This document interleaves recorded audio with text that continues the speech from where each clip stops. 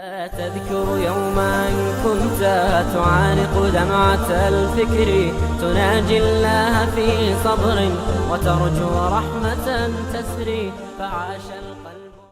I always say that today a woman has been reduced to basically an object of sex, an object of attraction for a male, and all the males must just fill their eyes and just their eyes must be quenched, and that's it. So when you see the naked women of the street, you don't appreciate your own wife. You don't, because you've seen much better than her. You've already seen it. So Allah says, look, oh man, lower your gaze as well. It's no excuse. Even if they're doing that, lower your gaze. So you have a woman and you look down. With respect you speak to her. It doesn't mean, there was a story of one of the mashayikh, one of the scholars. He mentions a story that there was a man in the United States. He was a religious preacher. He entered a lift, young man. And when he was in the lift, the lift stopped at a certain floor. And the female entered it. She was semi-nude.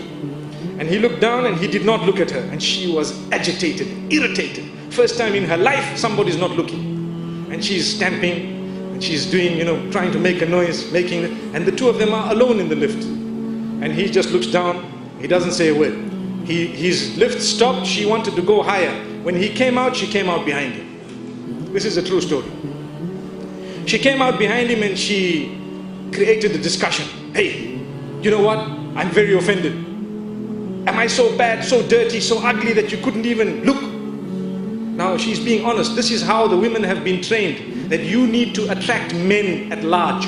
You need to attract men at large. So am I this, that you couldn't even look, you couldn't even... And he says, look my sister, you know what, I'm a Muslim. I respect you so much, really. And I have a wife, and I have this, and I have that. And and I don't want to insult myself and yourself by, staring at you, and what am I going to gain by it? And he explained to her in a beautiful way. And she asked for his number. Now imagine if someone asked you for their numbers. Wow, mashallah. And respectfully the man agreed, and he felt that, I will get the people in touch with her and explain. After some time, she accepted Islam. And she says, Islam has liberated me from being a person who cannot leave the home without half an hour in front of the mirror, without spending on different types of designer clothing, Islam has liberated me. I just put on a black cloak and I walk out. That's it. I just put on a cloak. And it doesn't have to be black, but the dark colors are better, because it makes you less conspicuous. Imagine you have the abayas which are pastel green and pastel orange. I don't think it would go down well. Subhanallah.